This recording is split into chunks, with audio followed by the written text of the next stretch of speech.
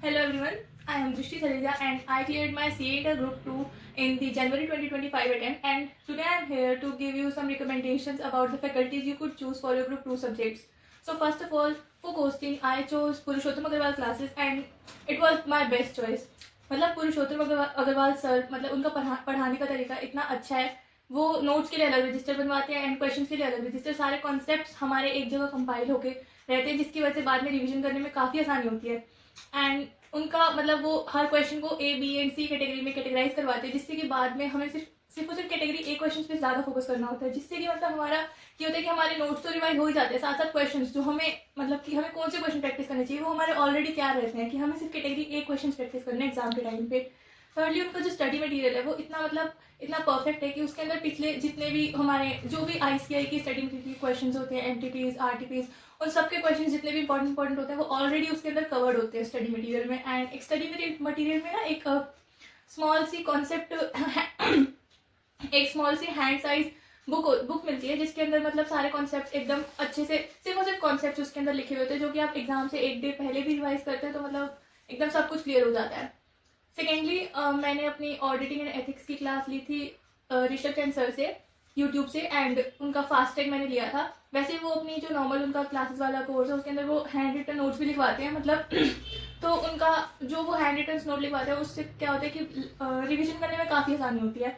And उनके concept समझाने का तरीका एंड ऑल बिल्कुल एकदम स्ट्रेट फॉरवर्ड समझाते हैं, मतलब कुछ इधर उधर की कहानियाँ नहीं कि बच्चा ऐसे में स्टैंडर्ड्स में कंफ्यूज हो जाए, ऐसा कुछ नहीं. मतलब हर स्टैंडर्ड का एक पर्टिकुलर तरीका होता है बताने का एंड वो एकदम अच्छे से कराते हैं, no doubt. Third subject that was FMSM की क्लासेस मैंने ली थी. फॉर FM मैंने लिया था संजय सराफ सर से, जिनका मतलब I mean that was also a very good choice of mind. मतलब मैं आप सबको रिकमेंड करूँगी संजय सराफ सर से लेने के लिए CA इंटर ग्रुप 2 के लिए. एंड उसमें क्या होता है कि वो सर हर एक चीज़ मतलब पॉइंट टू पॉइंट जो होता है वो आपकी नोटबुक में नोट मिलेगा आपको. आप जब रिवीजन करने बैठोगे तो आपको ये लगेगा कि ये मैंने कब पढ़ा. हर एक चीज़ हिंदी में, इंग्लिश में, मिक्स लैंग्वेज में वो लिखवा के देते हैं आपको अपने क्लासेस में.